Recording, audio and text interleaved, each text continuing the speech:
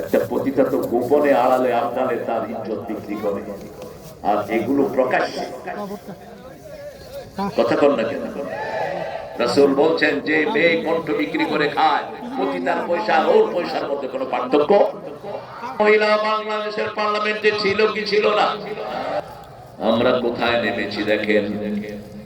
কালকে পড়ছিলাম হাদিস, আজকে সকালে যখন জমিনে কেউ গুনাহ করে, মাটি আল্লাহকে বলে আল্লাহ একটু অনুমতি দেন, আমি একটু করছি, আমি একটু ফিরেই, আমি একটু টুইস্ট করি, আমি একটু আট কুইট করি, আমি একটু জালজালা সৃষ্টি করি।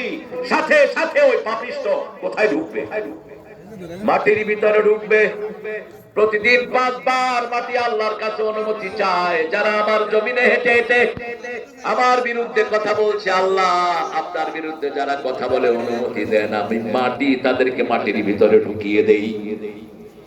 আল্লাহ একটা নির্দিষ্ট সময় পর্যন্ত সময় দেন, সেই সময়ের মধ্যে যদি আমরা তওবা করি আমাদের জীবনের গুনাহগুলো মাফ করে দিবেন কে? আজকে আমরা এখানে যারা এসেছি জীবনে ইসলাম ছাড়া কোনো কিছু করবো না, রাজি আছি? কোরআন ছাড়া কোনো কিতাব ধরবো না, রাজি আছি? হ্যাঁ, সবাই রাজি নেই। তলে তলে চিন্তা করতেছে অন্য কিছু।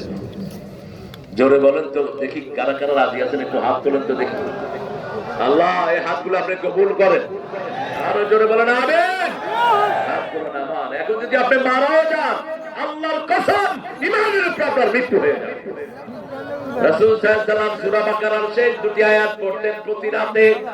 প্রথম আয়াতের ভিতরে আমরা ঘোষণা দেই সামিআনা, বলেন সামিআনা ওয়া আতা'না গুফরানাক রাব্বানা ওয়া ইলাইকাল মাসির। আমরা বলি আমরা শুনলাম, আমরা মেনে নিলাম। আল্লাহ বলেন না করে নিলাম।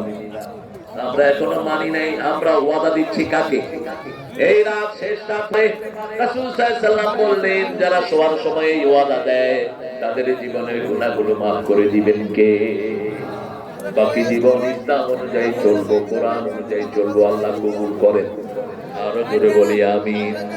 এবার আমরা আল্লাহকে বলবো আল্লাহ লিমা হাশারতানি আমা ওয়া ক্বাদ কুনতু বাসীরা, why you brought me as a blind person, as very good eyesighted person, why you brought me as a blind?